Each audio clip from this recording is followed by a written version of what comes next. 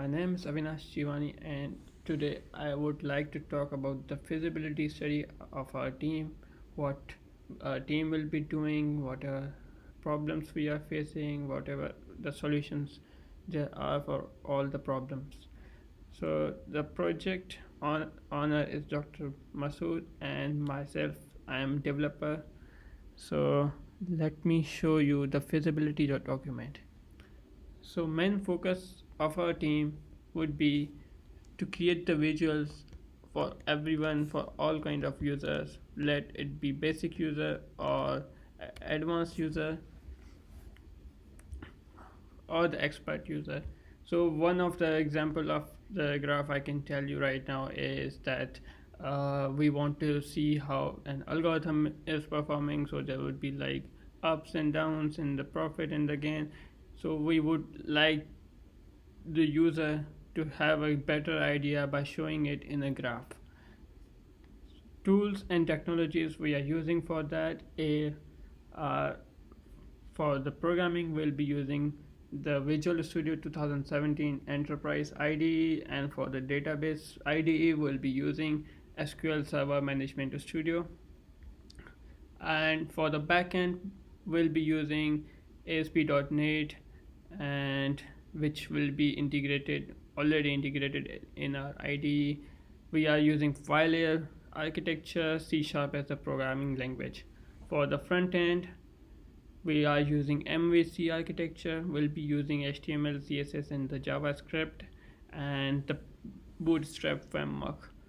Database is SQL Server, which we are deploying in our systems right now, but in the end, towards the future, we'll be converting it as a service.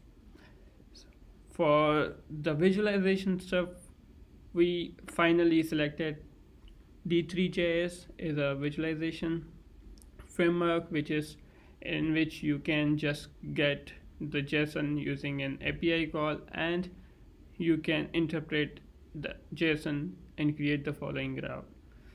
There are currently many graphs as an example available. We can use them as well, or we can just create our own. That we decided during the sprint 1, because we initially decided to go for the dev extreme as a visualization tool, but then due to some problems we decided not to use it, and then we finalized D3.js, and that was the one problem occurred. And then the next problem, which is the huge amount of data. As I told you that we'll be showing the graph and the visualizations, so in which we'll be showing live data as well, which is from the forex. So we'll be storing most of the data in our database so that we get to access them at any time. That's why the size of the database will be increased exponentially very rapidly. So we have to find a solution for that. As we start, the size of the database does not really matter, because the cost of storing a huge amount of data is very low, but the problem can occur in retrieving all the data from the database using the REST API call and using that data in the JSON. So for that, one more solution for this is using the Elasticsearch. Elasticsearch basically is another type of storage in which we store everything in terms of document. So each JSON can be considered as a document. That's why it's very easy, very fast to retrieve the data from Elasticsearch as compared to the traditional RDMS database.